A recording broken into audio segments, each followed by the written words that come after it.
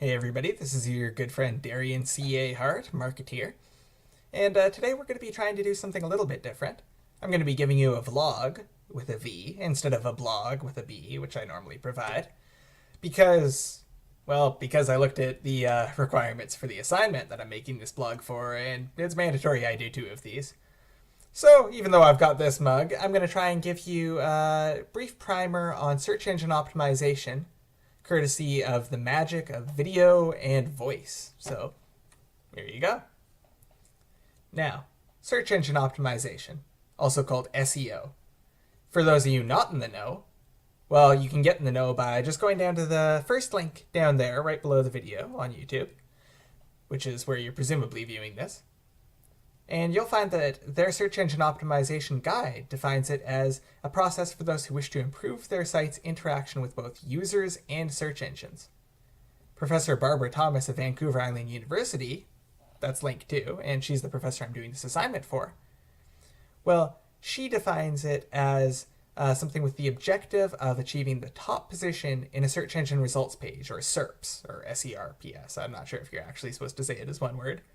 But it's when you try to optimize your results without paying, without getting in that little paid bar at the top of Google that so many people often ignore. Now, it's increasingly important to get within the first page or 2 of results because really, how many of us go past the first page or 2 of results on Google?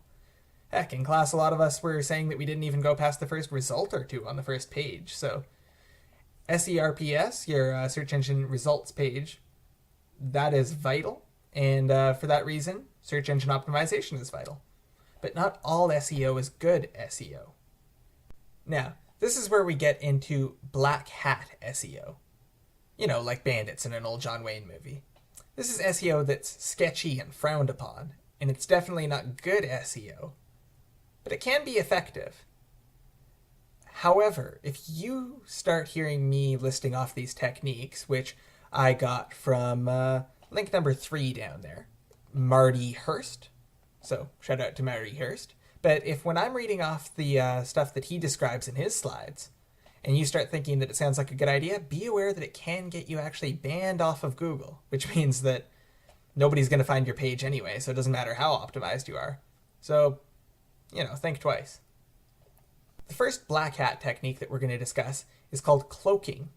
That's where the search results that show up for a search engine spider, the automated process that a search engine uses to index pages, when the page that they find looks different than the page that a human finds because you've set it up so that differing IPs turn up different results, well, that's called cloaking because you're hiding your real site behind a fake one that's only visible to, robots. Some instances are good. I mean, you can go to link 4 if you don't believe me. But for the most part, whatever people who advocate it say, or whatever even the people who are in the search engine say, it's considered a sketchy practice and it can get you banned from Google. There's also doorway pages, where you have lots of good keywords, but you're really Spartan on the content and it's only on the one page. And then that page just has a link at the bottom that goes to your actual real page. So it's very much like cloaking. You set up a fake page that you lure people to in the hopes that they will then travel onto a real page that doesn't have the content that got you optimized in the first place. That's also considered black hat. There's keyword spam and hidden keywords. That's where, yeah, sure, you link them to the real page, but the stuff that optimized it for the search engine spider isn't actually on your page.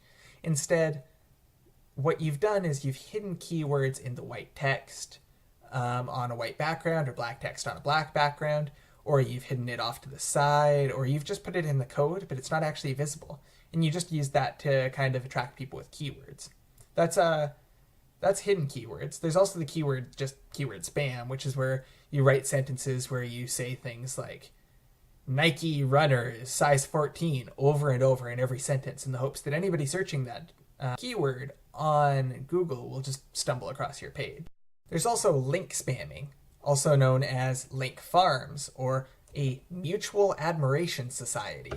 That's where you and a bunch of other people, possibly other sites run by you because, hey, you're a black hat in this scenario, all just link to each other, making it seem as if your site has a lot more interest than it really does. None of you might even visit each other's sites. You just mutually link each other, and then it seems like you're all very popular and have lots of sites linking to one another. Also frowned upon.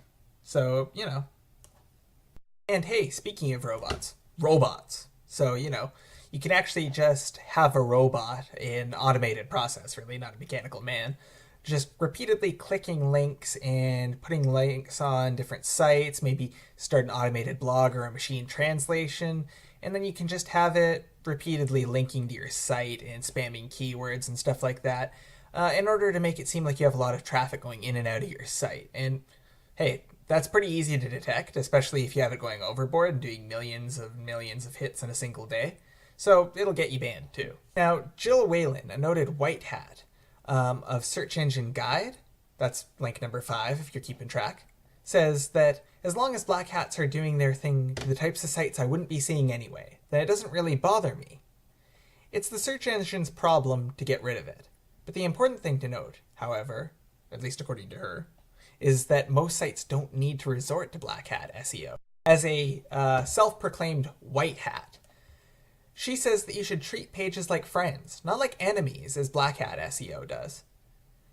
In a panel detailed by Andrew Goodman of Search Engine Watch, that's link number 6, she says that you can even act like they aren't even there. Just make the best website for your users, full of good content, and your keywords that you want to optimize for will turn up in the stuff that you're writing, because hey, that's what you're writing about. Just go back to Google's Good SEO Guide if you want to learn a little bit more about that, because they say the easiest way to get optimized is to make a site that people will want to link and share and, promote and go to. Promote yourself properly, notify the engines if you want to be indexed and you haven't been yet.